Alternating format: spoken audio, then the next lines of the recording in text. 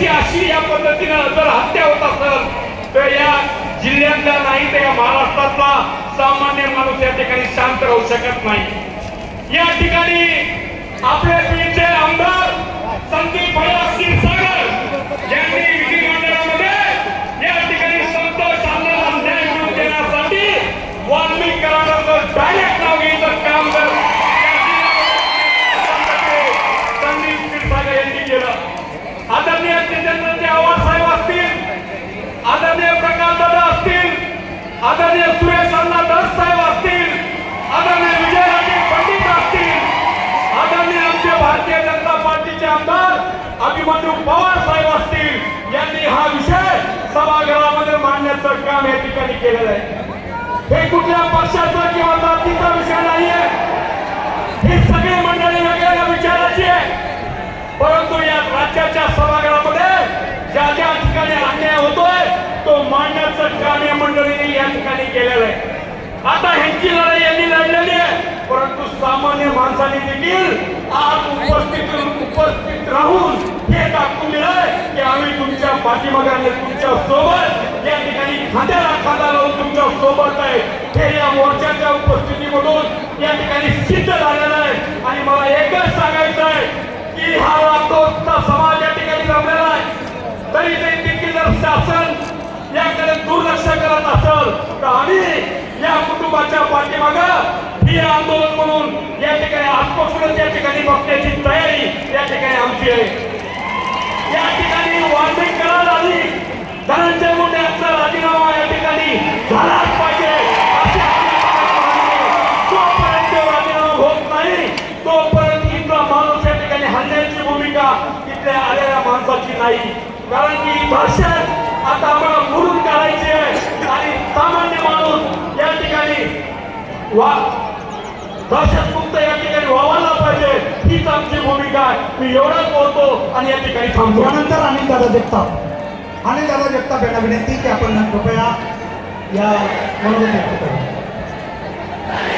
तत्पूर्वी एक छोटीशी सूचना आहे, संतोष अण्णाचे कुटुंबीय दोन समोरून येत आहेत, पोलीस प्रशासनाला विनंती आहे की आपण त्यांना रस्ता करून द्यावा। पोलीस प्रशासनास विनंती आहे की संतोष अण्णा आणि काही आधुनिक व्यक्तिमत्व त्यांच्याबरोबर प्राप्त आहे, त्यांना या स्टेजच्या उजव्या कोपऱ्यातून येऊ देण्याची विनंती।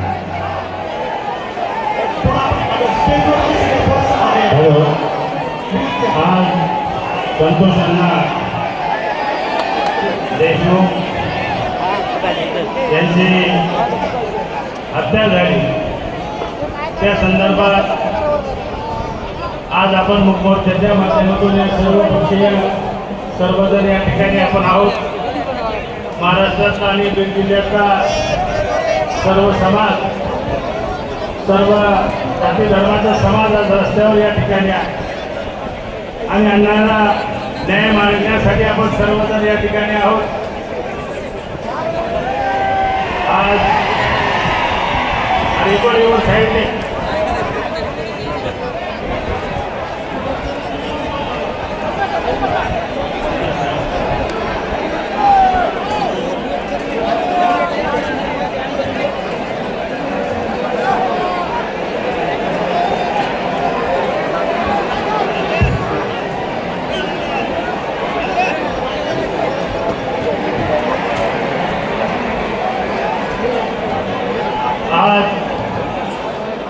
आम्ही सर्वजण कुटुंबाला जाऊन भेट देतो, त्यांचं समाधान करतो।